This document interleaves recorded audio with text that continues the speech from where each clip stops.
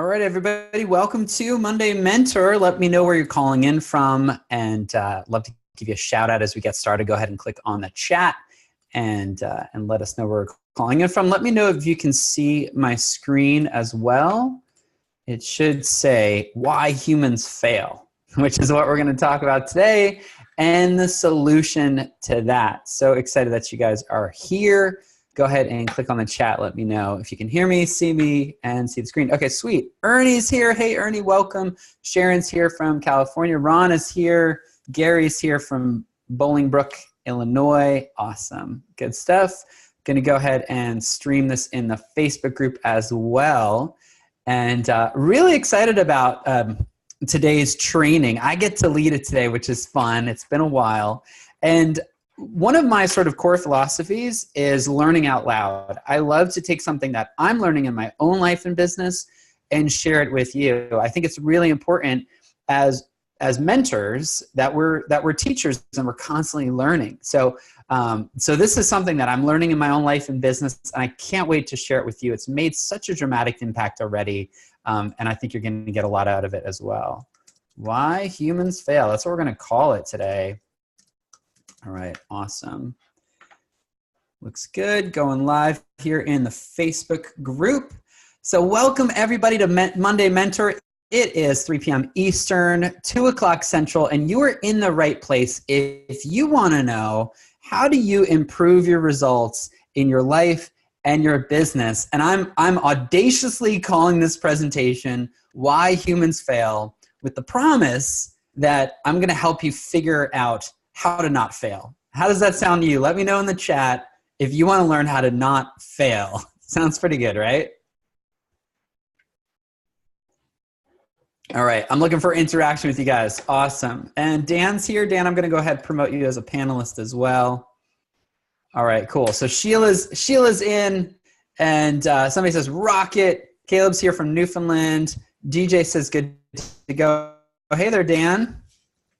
Check, check, check. There we go. There we go. Hey, good afternoon. Good afternoon. How are you? Absolutely. Looking forward. All right, to awesome. Thanksgiving week. Say again? Looking forward to Thanksgiving week. Yes, Thanksgiving week. I love weeks like this. It gives us all a chance to kind of reflect on what's important and get it going again. It does indeed. My goodness. Going into the end of the year, changing seasons. When I see all the colors changing, it just reminds me, we have seasons in our own lives, and to be excited about anticipating the next season. What's that going to look like? What are we doing to prepare? So good. So well, yeah, awesome. Thanksgiving to everybody this week. Happy Thanksgiving, everybody. Well, good. I'm ready to dive in when you are. Absolutely. I'm looking forward to it. Go ahead. All right, awesome. So today we're talking about why humans fail and how to not fail. And I already asked in the chat, but if you haven't commented, let me know. If you want to learn how to not fail, and by fail, I mean maybe it's not following through on something that's important or not implementing a new strategy. I see DJ in the chat. DJ and I were both at Ask Live a few weeks ago with Ryan Levesque. And I guarantee to you, Dan, this is probably, you've seen this as well. People go to live conferences. How much of what they learn at the live conference do you think they actually implement in their life and business? Like what percent would you just guess? Oh my gosh. Maybe 8%. 8%. Yeah, exactly. It's not 100%, Yeah, Sharon in the chat says 5%. It's so true. I heard an old, I was watching some training from Jack Canfield, and he made some comment about how somebody asked him if he's going to that conference again. And he said, go to that conference. Why would I go to that conference this year? I haven't even implemented anything from last year. That just stuck with me. If I'm going to pay for a conference, I want to make sure that I have a plan to implement what I've learned. I heard Tony Robbins say one time, of course, people go to his highly expensive conferences and walk out with grocery bags full of materials. He says that their research shows them 78% of the people who leave never open the materials they purchased at the conference. Never even open it. Oh, it's a tragedy. Oh, wow. Yes. Well, let's not be one of those people today. Okay. So for those of you that are here live with us, whether you're in Zoom or in Facebook or you're watching the recording later, here's my one request of you is that you'll take one thing, one tidbit, one tip, one piece of advice, one practical application from what we talk about today, and you'll actually apply it. And not even that, we're just going to add some social accountability. You'll apply it and you'll post in our Facebook group saying that you applied it. You guys with me on that? Let me know if you're with me. Just post it in the chat there. Wow, 78% of conference participants don't even open the materials. That is shocking. Yeah. Actually, Dan, this is a little behind the scenes, but I have coaching clients, and one of them is an annual coaching client, paid for the whole year up front. And of the last 4 months, so 8 calls, how many of those calls do you think this particular person booked out of 8 calls? I hate to guess, 2. Right? 3. Just 3. I kind of laid into him today. I'm like, listen, man, you're not getting your money's worth if you're only showing up for 3 out of 8 calls, So awesome. Well, so that's what we're going to talk about today. We're going to talk about why humans fail. And I'm kind of giving it away here on the screenshot right here. It's because they don't follow a proven system. And today we're going to talk about a little book that has made such a huge impact in my life. I read it a long time ago when I was running the school, and I've just recently looked at it again. I'm a member of something called Read It For Me by a guy named Steve Cunningham, and he does these summaries of business books. And so I just listened to this one the other day, and it just reminded me, oh yeah, that's the power of checklists. So I'm using some of his slides for this presentation, give him credit for it. But the book is called The Checklist Manifesto by Atul Gawande. And Atul Gawande he's got a lot of experience. He's a full-time speaker now, but he was a surgeon, and he studied surgeries in particular, and what he found was fascinating. So there's a little picture of him right here. The book is called The Checklist Manifesto. Dan, have you happened to read this one? No, I have not. I just made a note of it here. I'm looking it up. I have not. Oh, awesome. Awesome. When you can show Dan Miller something new, that's a good day. So real quick, just these are some notes from the book here. The main point that he makes is that our physical and mental powers are limited, right? And there's 2 kinds of gaps in achieving any of our goals. So we're talking about why humans fail. There's 2 main reasons from his research that he found. The first one is ignorance. And ignorance is where we don't understand an issue, or science hasn't figured it out, or, it's just a new issue that we don't know about, or we don't know how to overcome it. But that's not really our problem in today's information age. The bigger problem for us is ineptitude, is actually the follow through, the doing of the work. It's not the knowing what to do, it's the doing what you know. So here he talks about areas in which the knowledge exists, but we fail to apply it correctly. So if you guys have been following Dan Miller for any amount of time, you know how to find a new job. If you're struggling with finding a new job, Dan has laid out a 48-day process that has been proven over more than 2 decades now that people have been following. And when you follow the process, it works every time. When you put it into practice, it's like the old, was it Robert D who would say, I eat no's for breakfast, just trying to get those no's. You send out those query letters or those cover letters, you do that follow-up and make it your goal to get rejected. And you'll get to a point where somebody wants to hire you because you followed the process step by step. So the bigger gap isn't in ignorance, but it's actually in application. Derek Sivers talks about this in his book, Anything You Want. He basically says, when you start a business, you make up your own world. You can make anything that you want. And in it, it's so profound. He shares the concept that an idea is worth. Actually, let me ask this to you guys. What do you think an idea is worth?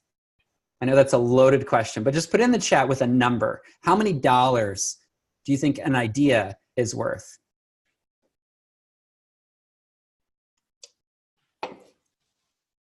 There you go. Yeah, I love it. Lex knows. Yeah, a lot of people are saying 0. So Derek, I'll give Derek Sivers credit. He says an idea is worth $1. So an idea is worth $1. The execution of that idea is the multiplier. So you take an idea and then you actually implement that idea, and that's what makes it valuable. So that is the gap right there. It's the ineptitude, or the not following through and not actually doing it. And here's a quote. It's the slide with the most amount of text, but I think it's such an important quote to share. Failures of ignorance we can forgive. If the knowledge of the best thing to do in a given situation does not exist, we're happy to have people simply make their best effort. But if the knowledge exists and is not applied correctly, it is difficult not to be infuriated. So think about that. If you're working with a team member and they have a job that they're supposed to do, they have the step-by-step process and they don't do it, there's nothing more frustrating, right? You're like, what happened? You know exactly what to do. We talked about it and it still didn't happen. And that's really frustrating. And you can imagine in dramatic situations such as surgery, that would have an even more dramatic impact. And this is one of the most poignant stats that he shares, or stories that he shares, that Atul Gawande shares in the book, The Checklist Manifesto. So he talked about central line infections. And these are basically like when you go in for surgery and somebody puts the IV in you, that's that central line, your IV, that this is a reason that people die in the hospital because of these infections that are totally preventable.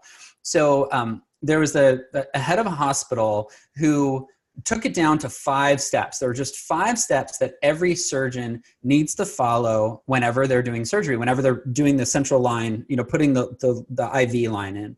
Number 1, wash their hands with soap. Number 2, clean the patient's skin with antiseptic. Number 3, put sterile drapes over the entire patient, wear gloves and a sterile gown and mask, and then put a sterile dressing over the insertion site, right? Really basic. And when surgeons were asked, do you follow the process every time? Like, of course, they all said yes. Every time I follow that process, it's actually what we learned first day in medical school. But then, they all said, I follow every step. But then this head of the hospital system asked the nurses to spy on the surgeons and to actually track if they were following through. And what they found is about 20% of the time, the surgeons were not following through on one of those 5 steps. Think about that. Forgot to wash their hands or forgot to clean the skin before they put the IV in. And so whatever was on their hands or whatever was on the skin ends up inside and would cause an infection. And here's some stats from that one particular hospital. One hospital in 15 months had 8 deaths, 43 infections, and led to $12 million in losses, both from the lawsuits and from the additional care, because of these central line infections, just because the surgeons weren't following a 5-step process, which is pretty obvious to everybody, right? Is do these things and you'll keep the patient safe. And so the state of Michigan applied this to all of their hospitals. They made it mandated that every surgeon would follow the 5-step process. And this is the difference it made in 18 months. In 18 months, 1,500 lives were saved and over $175 million just because they had a checklist. So every surgeon followed the checklist. Literally, were checking off, yes, I washed my hands. Yes, I cleaned the patient's skin. Yes, I wore the protective gear. Step by step, saved over $175 million. And so the reality is checklists work. And so I'll just take a quick break and check in with you guys. Is there somewhere in your life right now, let's say like in the last 24 hours, that you used an actual checklist, not a mental sort of like, oh, I just need to bring my shoes or I need to get my car keys, but an actual checklist, whether you checked off on an app or on a piece of paper? Let me know in the chat. Dan, real quick, do you have physical checklists that you use in any way, or do you kind of have your own system that you just kind of follow? I'll have to admit at this point, most of my things that I need to go through are so habitual that I don't go through a checklist.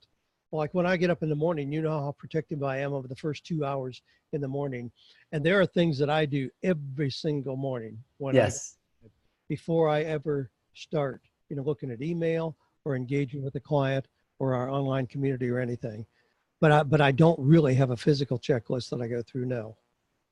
And I'm exactly the same way. Like I have a pretty robust morning routine, and I follow it I would say every time, but the reality is, some days, I'll forget to, put out the coffee the night before. Oh no, now I need to make the coffee, and so it just adds a little bit more to my morning routine. And rereading this book, it was just a reminder of all I need is a 5-step evening shutdown checklist, and I will always have fresh coffee in the morning, like without having to do that extra work because I've already done it. So it was a really good reminder for me. Joanne jokes because yes, I have such routines that if I get interrupted, it really throws me off track.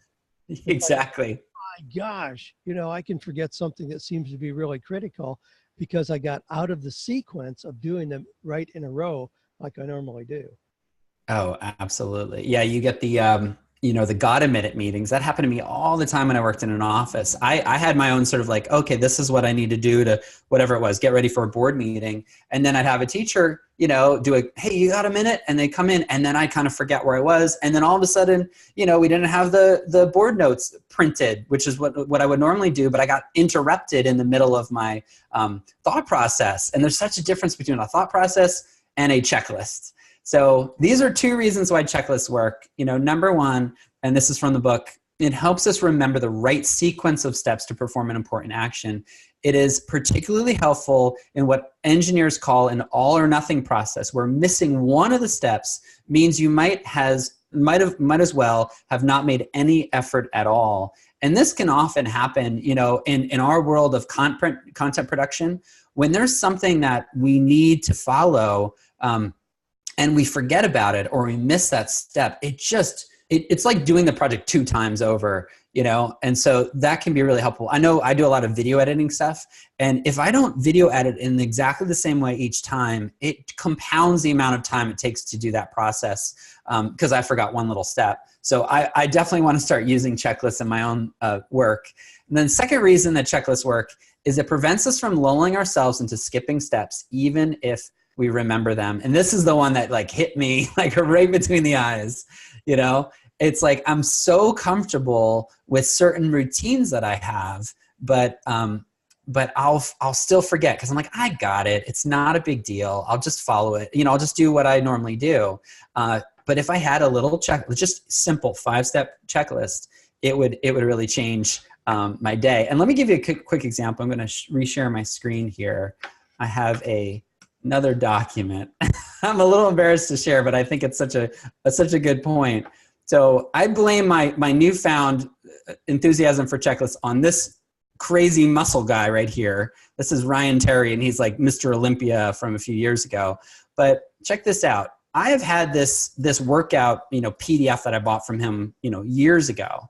And inside of it, he has his step-by-step training. So this is his Monday routine. Back and triceps in terms of going to the gym. I go to the gym every single morning, but I go to the gym with my own routine. It's sort of like, I'll kind of go over there and I'll kind of go over there and, just kind of all over the place. Whatever equipment's not being used, that's the one I'm going to use for the day. And today I took this list right here on page 10 and I followed it to the letter. I copied this list. I put it in Basecamp, which is my project management tool that I use. And I put it there 3 times. He says 4 sets of each one. I just did 3 sets of each one. But I got to tell you, Dan, I am sore right now. It was probably more than 4 times more intense than Friday's workout because I followed it step by step. And at the gym, it's so easy to just go, you know what, I already did that one.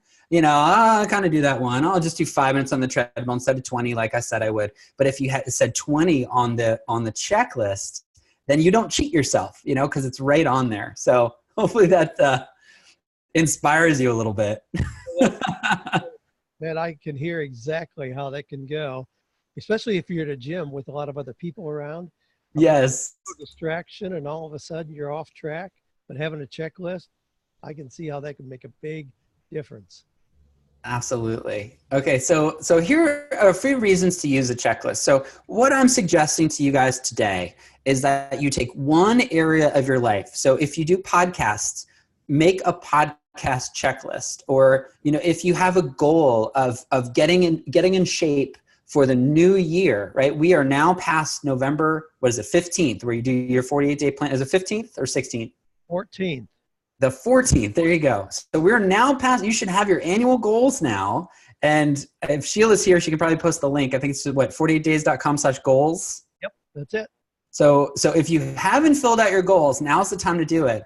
But a checklist is a reliable tool that surgeons use, that pilots use, that you can use each and every time to achieve your goals. And here are a couple tips for creating a checklist.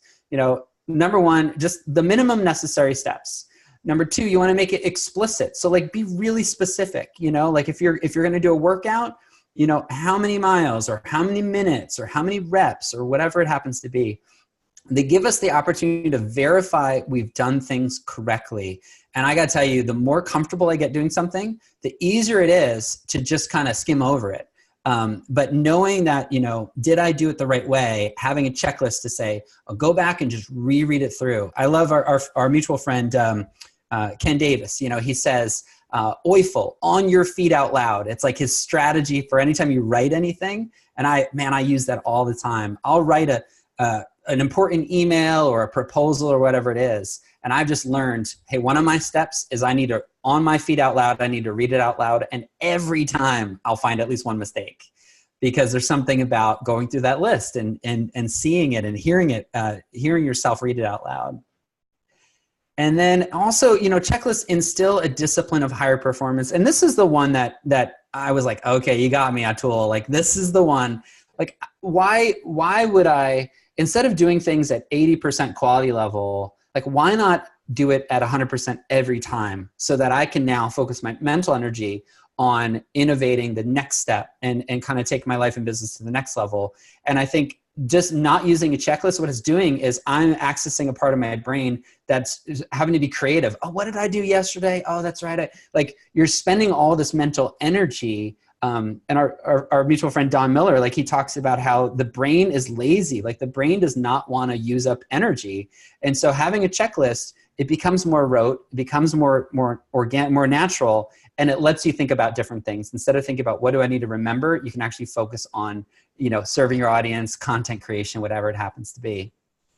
So here are some characteristics of bad checklists. This might be worth a screenshot here.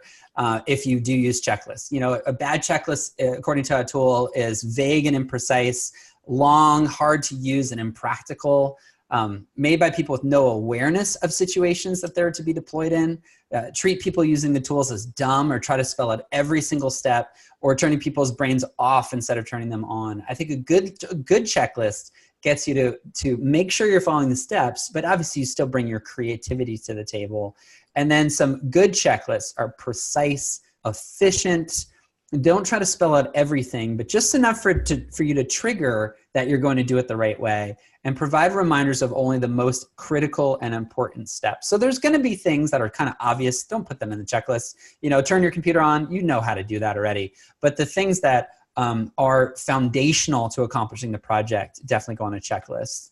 And there's one other thing that he shared in the book that I think finally convinced me that I need to start using checklists. He talked about the concept in our culture of heroes and how we look at heroes and we think they have these superpowers. Dan Miller, when he's been doing podcasts forever, I could never be like him. Well, the reality is Dan follows a precise process every time he does a podcast. Whoever it is that you look at, I'm speaking at a conference and the person that is hosting the conference sent me this long detailed, like the contract for the conference was so detailed. And I could tell that she's done this before, that every little point on that contract was because something had not gone well in the past and she had learned from it and now made that part of the contract. And it was fascinating because I think from an outsider perspective, you can look at somebody and go, oh, they're just special or they're just unique.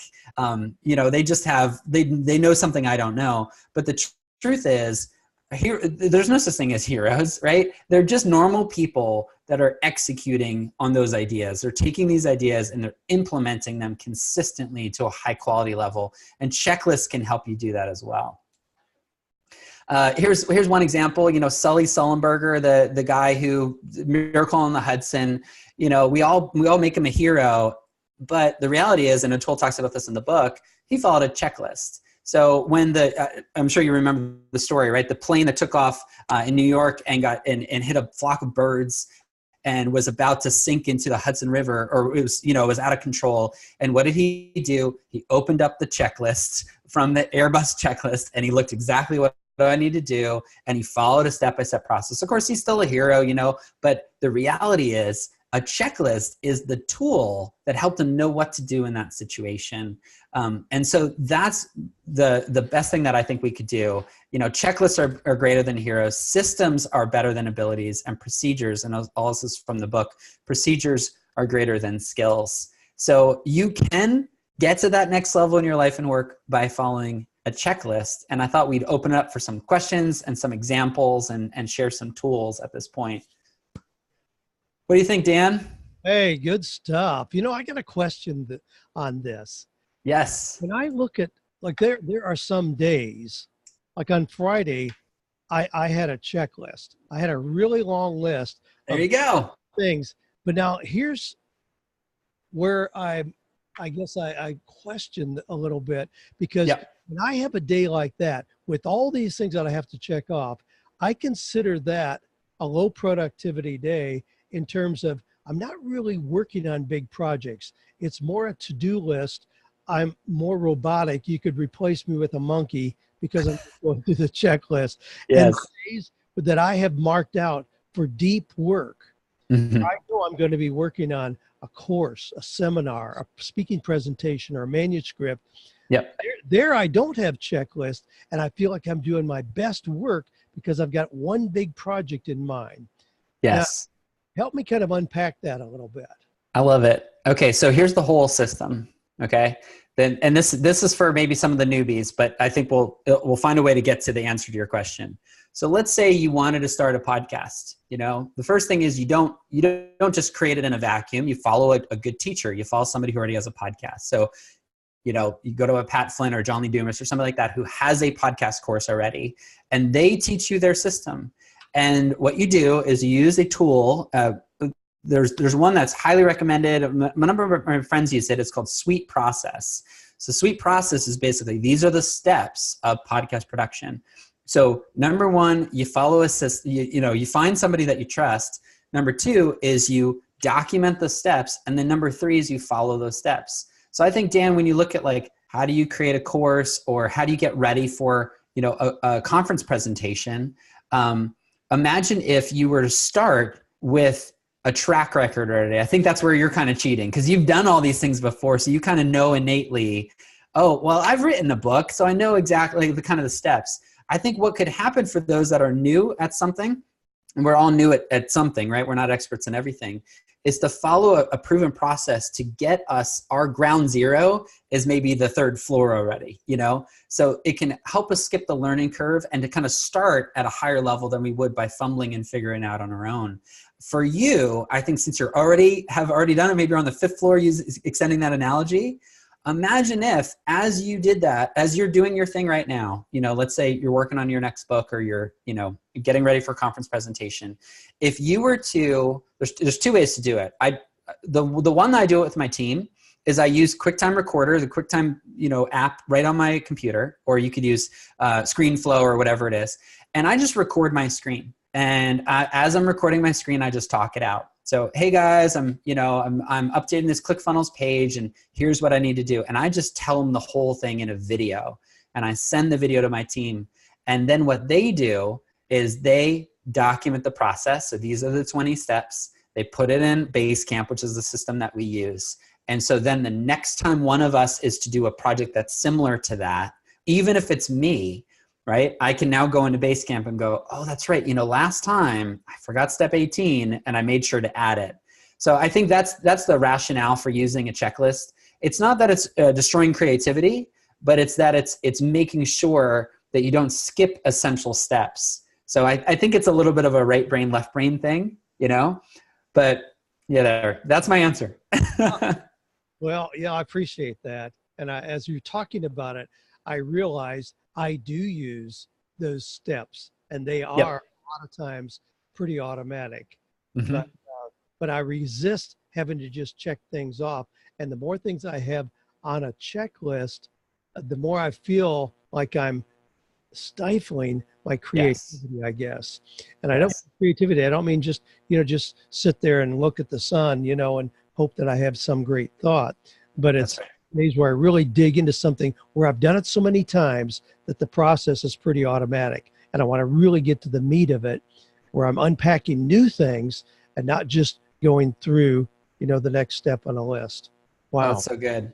I went through this weekend. I went through Mike Hyatt's Free to Focus course again, just kind of thinking about the new year. And he shared this one thing that I've gone through it before, but it just kind of hit me in a new way. He talked about how so much of our to-do list and our systems, or our philosophy of productivity, is based on that factory model. Where we're doing the same thing over and over again. And the way that we get better and get paid more is by doing it faster or cheaper or more efficiently. And that's not the world that most of us work in, right? We work in the knowledge economy where we get paid on our new ideas and on our new products and our new creations. That's how we actually move the ball down the hill or down the field or up the hill, whatever the analogy is. The way that I get paid is by saying, hey, Dan, let's try this new marketing strategy for 48 Days Eagles, or hey, client, let's try this new strategy for the course. That's how I get paid. So it's hard. I think it's hard to take creativity. I think this is probably the heart of your question. It's hard to take creativity and put into a checklist. But the reality is there's so much of what I do on a daily basis that if I had a checklist, it would ensure a level of quality so that I have an extra 80% time to focus on the creative stuff and really show up, because I'm not thinking that's the monkey mind. I'm letting the monkey mind do the checklist part so I can use the creativity to do the creation part. I have been, you used Sully Sullenberg, which is a great example, Mm-hmm. expand checklist. And believe me, when I go on an airplane, I want those guys to have gone through that. I've been up with friends, in their own private planes, Yeah. and I'm so stinking impatient when we're sitting there on the runway and they're going through the checklist. I'm like, good grief, just get this thing up in the air. We'll figure it out, as we're going. So part of this is kind of our personality style. Yep. Yeah, I want to get up there. I want to see things from the air. I Yep. want to start identifying landmarks and stuff like that. And I would be horrible at something that required that much of a process to get into it. So I think for me personally, I feel like I'm just, again, going through the motions, and I That's want to right. get to a point where it's less structured, less precise, but allows me to tap into more of my creativity. But I I love don't, it. yeah, I mean, if a surgeon's working on me, or accountant's doing my books, or a pilot is flying a plane, man, those checklists, I want those to be really precise. Oh, it makes such a difference. We mentioned conferences. I've learned I have a little bit of not as detailed as he talks about in the book, but I have my own conference checklist. I have certain things that I want to be true. I've learned it the hard way, and you've kind of seen me at conferences. What I do is I look at a conference and I go, like there's several things I do. Number one, who do I know or who do I want to connect with that lives in that town or lives in that general area, and I reach out to them. What are the restaurants that I would love to go to? I like to go to, this is so weird, but there's that float spa, where you like float and you get to like think about all your ideas. Do you know what I'm talking about? Absolutely. So I like to do a float session after a conference. So something about, the conferences are always so overwhelming. And so, I was in Orlando a couple weeks ago for Ryan Levesque's conference. What do? I look up the float place in Orlando and book an appointment after the conference is over. So before I go home and all the flood of, family responsibilities and work responsibilities come back, I have a chance to sort of process everything that I learned at the conference. But here's the thing. If I didn't have a checklist to get ready for the conference, what would happen is I'd go, oh yeah, right? Oh yeah, I want to do that floating thing. And then I'd call them and they'd be closed or they wouldn't have any appointments. But by planning it ahead of time, I allow for that creativity. So I think for me, it's a little bit of a balance of both, How can I be strategic as I look forward, but then when I'm in the moment, be really present there? Yeah, golly. Yeah, sounds good. Yeah, as you're talking, I'm thinking through things, in just a typical week where Yep. I'm really precise, and then those areas. But I know I look for those big blocks of time that are not Yes. really structured. Yeah. Again, just yeah, it's a kind of a left brain, right brain thing. And I want to move into that right brain space. And it feels like that's where the important things are developed. But that's where I have to be careful. And I think, those of you who are listening can kind of understand this delicate balance, because it's like you opened up here, how much value does an idea have? Well, Yes. you can have a lot of ideas in that unstructured space and feel really good about it, pat yourself in the back, but unless there's implementation, and usually the implementation is what then requires a system.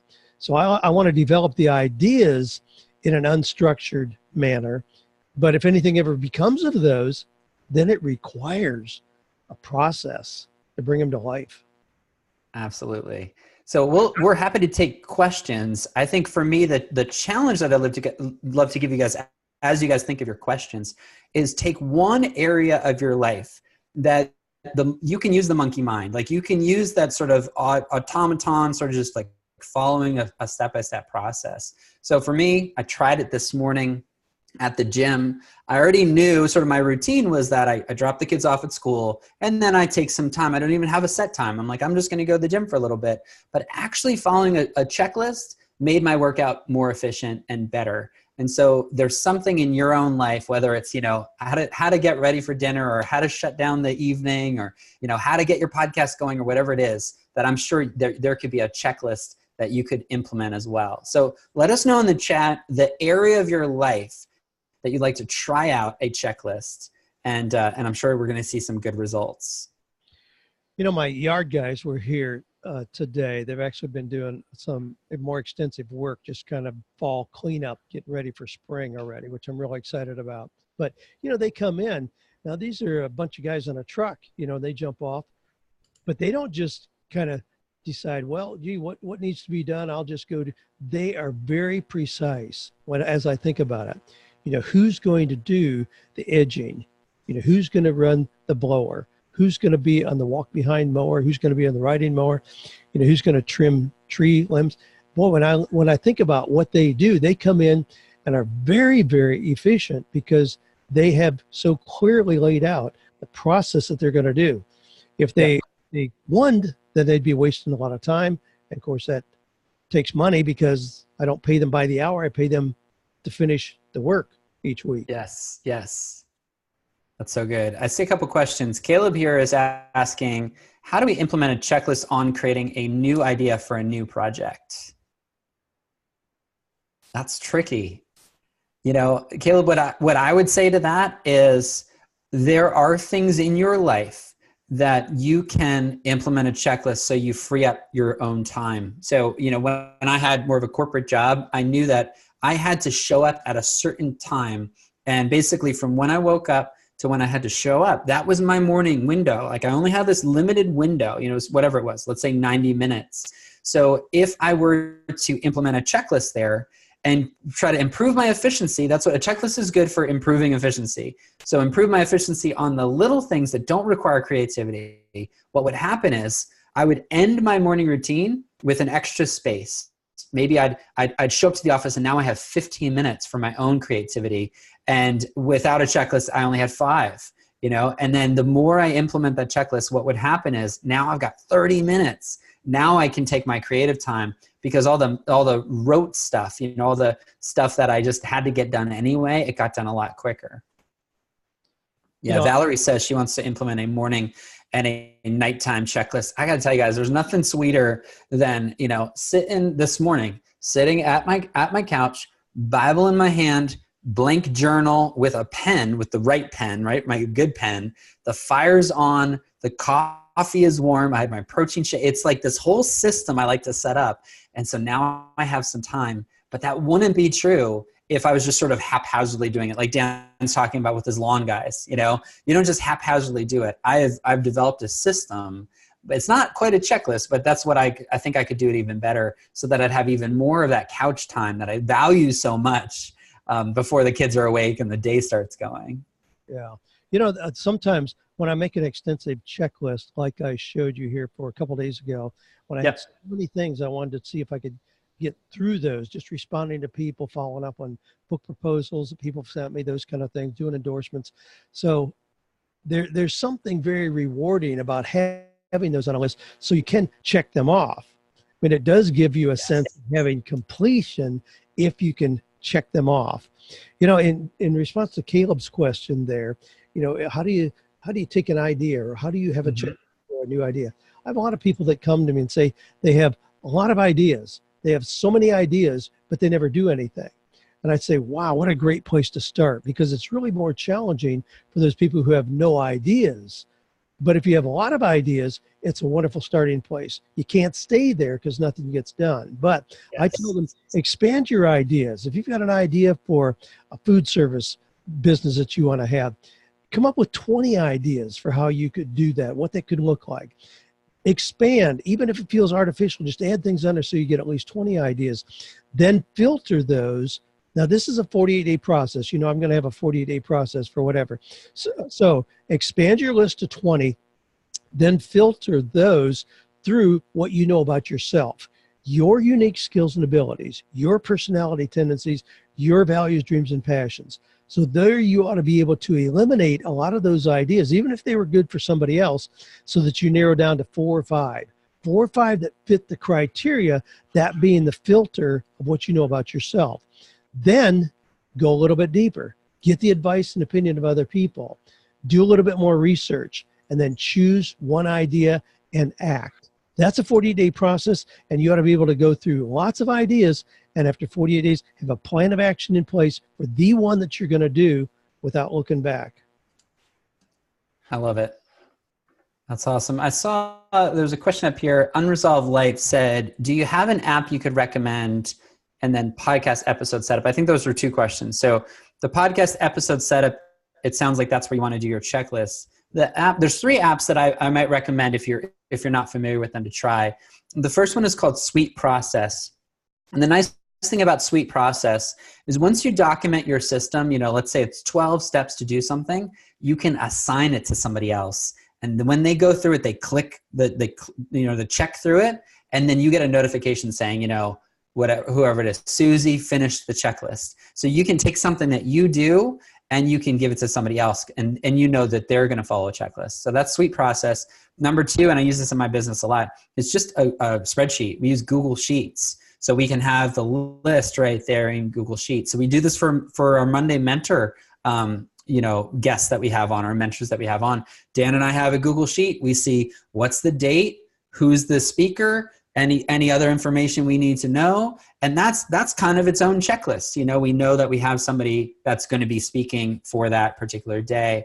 And then the third, so that's Google Sheets or even Excel, but I like Google Sheets because then you can share it with your team.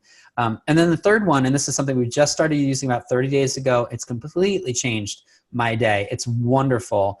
And that is having a project management system. And I've tried a lot of them, but the one that's sticking is called Basecamp. What I love about Basecamp is it's unlimited users. So you're not paying per user. So we've added in volunteers and interns and family and different people that I wouldn't normally bring into my project management system. But now I have, and we can take something that we're working on, make it a project, and now we're all literally on the same page because everybody's logging in and they can see the tasks that need to be done. And when it gets checked off, here's something that's really cool. So Danae, my operations director, she can assign something to me. So she'll say, hey, Brian, I need a response on this email, or can you, she'll literally tell me, this fits with what we were talking about before for Caleb. So a big thing I do is do writing stuff. So Danae will say, Brian, can you write these 4 emails for this launch campaign? She puts it in Basecamp and assigns it to me. I will walk around the block. I'll narrate in my phone the ideas for those emails. I'll take the notes. I'll put it in Basecamp under that task, and I'll click done. And then what happens is Danae gets notified that I completed it. She looks at the task. She takes my sort of musings, and then she puts it in in Entreport in our email system and cleans it up before we send those emails. So that's how we can use some creativity with a checklist. I have a list of things I need to do that she tells me what I need to do, but then I can go creative and do it. And that, again, that's called Basecamp. All right. Basecamp 1, 2, and 3, whatever one, it's online. So just go to basecamp.com and sign up there. Okay, cool. Yeah, I went through that Pat Flynn's course, because we're working on a podcast, and it was great. It was really worth it. He's got a paid course now called I'm trying to remember what it's called, the podcasting one. But the free one was enough just to get started. It was a good reminder. Yeah, and those are checklists. And people are asking about, is there a process? Absolutely. Yeah. The thing about podcasts is there's no barrier to entry. And that's, of course, one of those good news, bad news things. There's no barrier to entry. But the bad news is there's no barrier to entry. So there's a whole lot of them out there that are never really going to get traction. So if you want to do something like that, absolutely learn from people who have done it and then go through a professional process to make it really good. So good. Okay. Yeah. Val says she loves Trello. Trello is another one. It has like basically these cards. So you put things on, what I'm going to work on, what I'm working on, what I've completed, so you can kind of see the cards move through the system. We've tried that. It just wasn't the way my brain works. But other people have found great success with Trello as well. Well, I love the notes I'm seeing in here about different things that people are using to create their own checklists. This is one of those things, and it's like goals. It comes down to being a very individualized process. You can use somebody else's system. I want to go through Free to Focus again as well. That's high on my radar to go through that here at the end of the year. But those are things, I'm not a pen and paper kind of guy. Mm-hmm. So I'm not going to use some of the systems that other people out there are using. I just got Brenda Bouchard's High Performance Planner. I just ordered it. I haven't gotten it yet. Yeah, I just got it. And I'm eager to go through that. I haven't even opened it yet. It's still cellophane wrapped. But love it. The reason I got that, and here's my caveat. I know I am not going to use it. I didn't order it for the whole year. I ordered it for 1 quarter, but I know that there are things in there that I can use that'll make my system better. Mm-hmm. I order it. So I'm constantly learning from what other people are doing, even though I know it's not going to be a cookie cutter plan that I'm going to use. Love that. All right. Looking for other questions here. Yeah, great comments, guys. Yeah, Jennifer says, I'm creating a checklist for the process of handing off editing to my team members. Yeah, that, anything you want to hand off to your team members. And that's really the only way to scale. Like you just, for you to take your business to the next level, you focus on that zone of genius. I think, and Free to Focus, Hyatt calls it your desire zone. Like focus on the thing that you just love to do. Or even our friend, Chris Ducker, he has his like 3 list of freedom. The idea is like, do the things that you're great at, So for me, it's strategy and it's content. And if I just do strategy and content, then all the little follow-up things and the system-y things that I don't love doing anyway, a team member can do. But the only way to get somebody else to do it is by clearly communicating your system. And so following a checklist, you start doing it and then you can get a team member to do it. It will open up a lot of your time. And here's the funny thing. People love to do it. So many times what we hate doing, other people absolutely love. And it always surprises me when I'm like, you like accounting? Like that doesn't make sense to me, but somebody else loves to do it. And the only way to get them to do it is by taking it off your plate and showing them, what needs to be done. My accountant will be here in the morning. And I have a love-hate relationship with her. Yes. Because I love what she does in terms of keeping things clear for me. Right. Me on track financially, knowing exactly where I am. I absolutely hate the process of going through to get those results. I have to pull the reports, go back, last month, pull everything. And we sit here and she asked me questions, you ate lunch at Garcia's 3 weeks ago, who was with you? I'm like, oh my gosh. But I cringe at the process, but I value what it brings. Mm-hmm. So I think I've got that kind of ongoing relationship with detailed checklists. I recognize the value of really getting significant things done. And, yes. And when I started blogging, years and years ago, I got a blog coach. When I started podcasting, I got a podcast coach. Everything that I do where I want to achieve a high level of efficiency very quickly, I bring in somebody who does have processes for doing it, not just somebody to just make me feel good, or just a generalist. I want somebody who comes in with a clear strategy to get me up and running very quickly. I know the way to get results quickly is to have a clear process to get off the ground. It's like that. It's like that airplane again. Man, it's a very detailed process to get that thing off the ground. But then when you are up in the air, you do have a lot of freedom.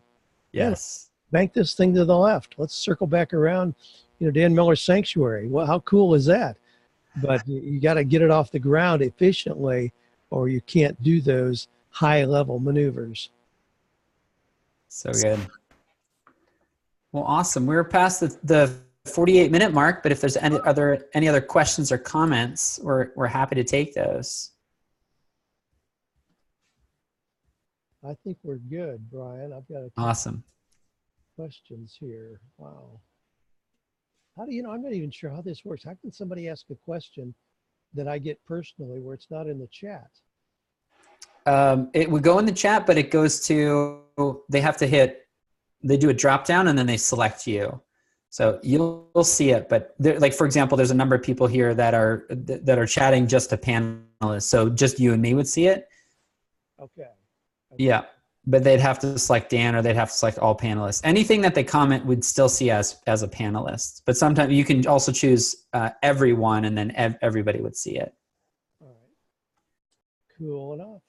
There you go. Well, thanks so much, guys. So here's your challenge for the week. Just a reminder, your challenge for the week, and I know it's a holiday week, so I'm sure you can find today or tomorrow, before you're taking the time off for the turkey and for family, find one area in your life and business that you can implement a checklist. You know what? To take this to the next level, I would like a screenshot or a picture of your checklist, because that's the difference. There's a difference between a routine and a checklist. Routine is sort of we just follow innately, but a checklist is something that we follow step by step. So post your photo or your screenshot in the Facebook group, and love to see it, and maybe we can inspire and encourage each other as we keep moving forward.